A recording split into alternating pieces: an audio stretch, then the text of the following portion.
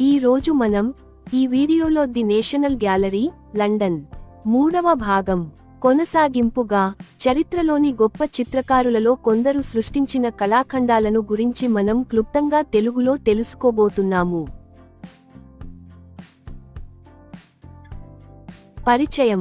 Guided టూర్లు, వర్క్షాప్లు మరియు ప్రత్యేక ప్రదర్శనల ద్వారా కళా విద్య మరియు సాంస్కృతిక పరిరక్షణలో కూడా ఈ గ్యాలరీ ఒక ముఖ్యమైన పాత్ర పోషిస్తుంది. దీని అందంగా రూపొందించిన మందిరాలు సందర్శకులకు శతాబ్దాల యూరోపియన్ కళ మరియు చరిత్ర ద్వారా ఒక స్ఫూర్తిదాయకమైన ప్రయాణాన్ని అందిస్తాయి. కళాత్మక శ్రేష్ఠతను ప్రజా ప్రాప్యతతో కలపడం ద్వారా నేషనల్ గ్యాలరీ భవిష్యత్ తరాల కోసం చిత్రకళ యొక్క శాశ్వతమైన అందాన్ని మరియు ప్రాముఖ్యతను చాటిచెబుతూనే ఉంది.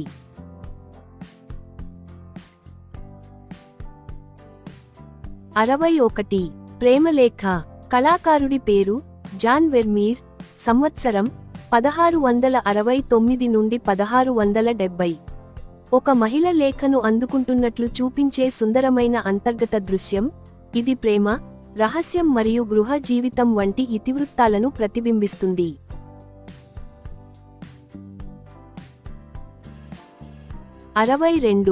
లేఖ చదువుతున్న మహిళ. కళాకారుడి పేరు పీటర్ డి హూచ్. సంవత్సరం 1664.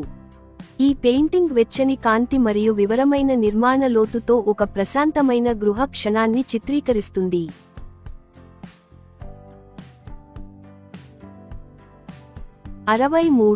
రైతుల విందు. కళాకారుడి పేరు అడ్రియన్ వాన్ ఓస్టాడే.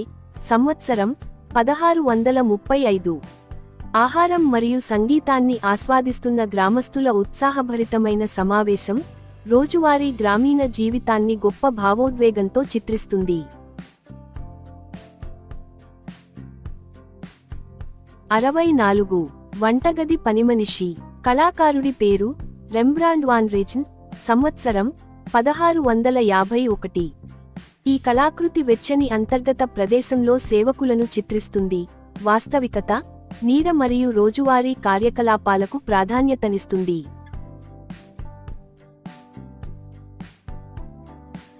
65. స్వీయ చిత్తరువు. కళాకారుడి పేరు రెమ్బ్రాండ్ వాన్ రేజన్. సంవత్సరం 1640. ఈ ప్రసిద్ధ స్వీయ చిత్తరువు కళాకారుడి యొక్క గాఢమైన భావవ్యక్తీకరణను మరియు కాంతి, ఆకృతుల యొక్క నైపుణ్యపూర్వక వినియోగాన్ని ప్రదర్శిస్తుంది.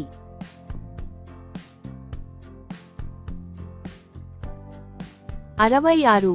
చర్చి లోపలి భాగం. కళాకారుడి పేరు పీటర్ జాన్స్ సాన్రెడమ్. సంవత్సరం 1645. దృక్కోణం, సౌష్ఠవం మరియు పవిత్ర వాస్తుశిల్పం యొక్క వైభవాన్ని ప్రదర్శించే ఒక వివరమైన కేథ్డ్రల్ లోపలి భాగం.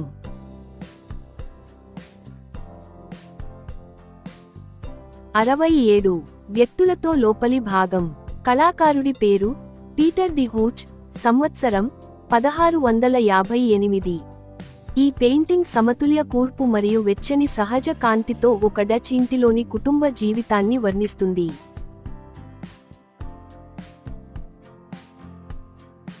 68.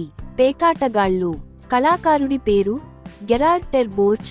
సంవత్సరం 1657. శుద్ధమైన వస్త్రధారణ మరియు సామాజిక సంబంధాలను హైలైట్ చేస్తూ పెద్ద మనుషులు పేకాట ఆడుతున్న ఒక సన్నిహిత దృశ్యం.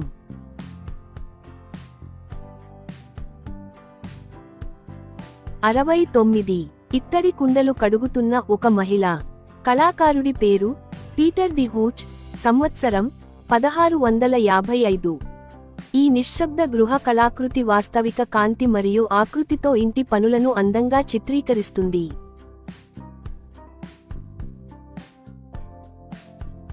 70. కోళ్ల వ్యాపారి దుకాణం. కళాకారుడి పేరు గెరిట్ డౌ. సంవత్సరం 1670. ఒక చిన్న దుకాణం లోపలి భాగంలో పక్షులు, ఉత్పత్తులు మరియు ఒక వ్యాపారిని ప్రదర్శించే చక్కటి వివరాలతో కూడిన మార్కెట్ దృశ్యం.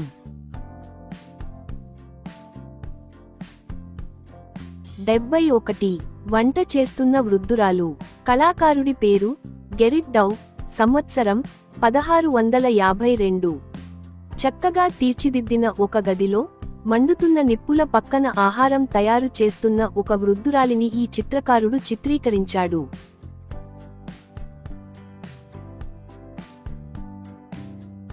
72 ఒక పెద్దమనిషి చిత్రపటం. కళాకారుడి పేరు టిటియన్. సంవత్సరం 1540. ఈ సుందరమైన చిత్రపటం ఒక ప్రభువును గొప్ప రంగులు, హుందాతనం మరియు వెనీషియన్ పునరుజ్జీవన కాలపు శుద్ధమైన శైలితో చిత్రిస్తుంది.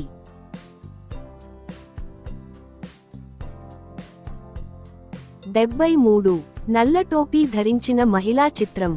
కళాకారుడి పేరు పీటర్ పాల్ రూబెన్స్. సంవత్సరం 1625.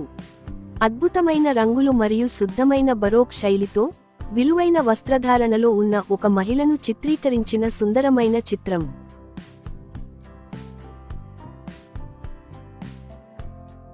74 ఈకల టోపీ ధరించిన యువతి. కళాకారుడి పేరు ఎలిజబెత్ విగి లే బ్రూన్. సంవత్సరం 1782. ఈ చిత్రంలో సౌందర్యాన్ని మరియు హుందాతనాన్ని ప్రతిబింబిస్తూ రంగుల పలకను పట్టుకున్న ఒక సుందరమైన ఉన్నత వంశపు మహిళ కనిపిస్తుంది.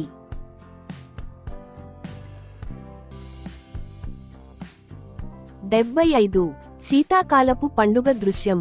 కళాకారుడి పేరు పీటర్ బ్రూగెల్ ది ఎల్డర్. సంవత్సరం 1565. గ్రామస్తులు స్కేటింగ్ చేస్తూ వేడుకలు జరుపుకుంటూ కాలానుగుణ కార్యకలాపాలను ఆస్వాదిస్తున్న ఒక ఉత్సాహభరితమైన శీతాకాలపు ప్రకృతి దృశ్యం.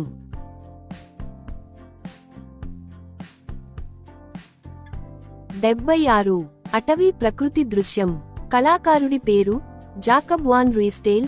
సంవత్సరం 1660. ఈ వాతావరణాన్ని ప్రతిబింబించే అటవీ దృశ్యం ఎత్తైన చెట్లను, అద్భుతమైన ఆకాశాన్ని మరియు సహజ ప్రశాంతతను హైలైట్ చేస్తుంది.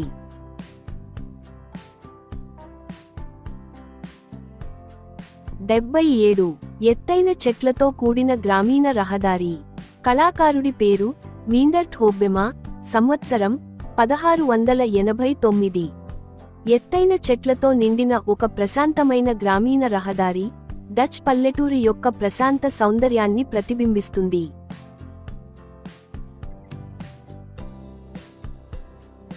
78 మేఘాల కింద విశాలమైన ప్రకృతి దృశ్యం. కళాకారుడి పేరు జాన్ కాన్స్టబుల్. సంవత్సరం 1821. ఈ కళాఖండం సహజమైన కాంతి మరియు కదలికలతో కూడిన విశాలమైన ఆకాశాన్ని, బహిరంగ పొలాలను అందంగా చిత్రిస్తుంది.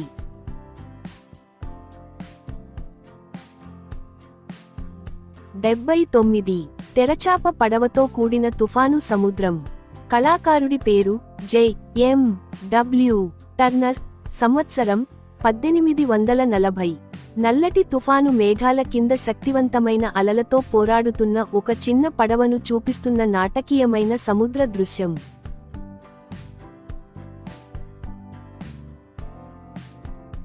80 సంత లోపలి దృశ్యం. కళాకారుడి పేరు విల్లెం వాన్ మీరిస్. సంవత్సరం 1710. వివరాలతో నిండిన ఈ దృశ్యం సందడిగా ఉన్న ఒక సంతలో గుమిగూడిన వ్యాపారులను మరియు వినియోగదారులను వర్ణిస్తుంది.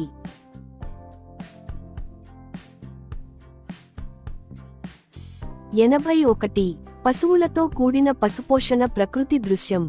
కళాకారుడి పేరు ఏల్బర్ట్ క్యూబ్. సంవత్సరం 1655.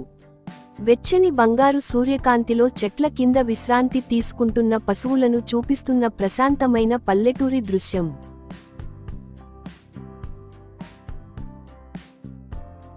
82 ప్రయాణికులతో పర్వత దృశ్యం. కళాకారుడి పేరు క్లాడ్ లోరైన్. సంవత్సరం 1648. ఈ చిత్రంలో సాంప్రదాయక దృశ్యాలు, దూరంగా ఉన్న పర్వతాలు మరియు ప్రకృతిలో ప్రయాణిస్తున్న ప్రయాణికులు కలిసి ఉన్నారు.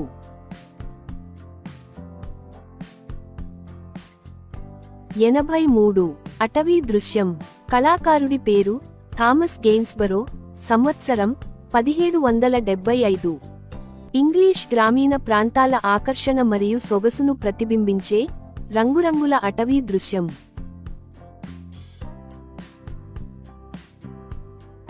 84 పంటకోత దృశ్యం. కళాకారుడి పేరు పీటర్ పాల్ రూబెన్స్, సంవత్సరం 1636. ఈ ఉత్సాహభరితమైన గ్రామీణ దృశ్యం ప్రకృతిని, వ్యవసాయ జీవితాన్ని మరియు పంటకోత కాలపు సమృద్ధిని చాటి చెబుతుంది.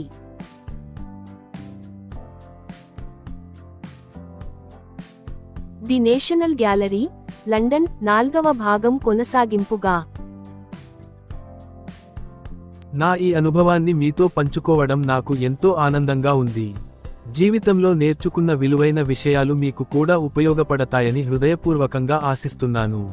మా విద్యా వీడియోలు క్లిష్టమైన అంశాలను కూడా చాలా సులభంగా, ఆసక్తికరంగా అర్థమయ్యేలా రూపొందించబడ్డాయి.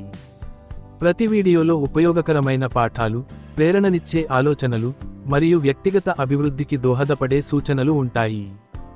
విద్యతో పాటు మంచి విలువలు, ఆత్మవిశ్వాసం మరియు సానుకూల దృక్పథాన్ని పెంపొందించడం మా ప్రధాన లక్ష్యం. మీరు మా వీడియోలను చూసి జ్ఞానం పొందుతూ ముందుకు సాగాలని మనస్ఫూర్తిగా కోరుకుంటున్నాము. మీ ఆదరణ మాకు మరింత ఉత్తేజాన్ని ఇస్తుంది. చూసినందుకు హృదయపూర్వక ధన్యవాదాలు. మరిన్ని మంచి మరియు ప్రేరణాత్మక వీడియోల కోసం లైక్ చేయండి, షేర్ చేయండి మరియు సబ్స్క్రైబ్ చేయండి. జి. శోభానాద్రి రావ్.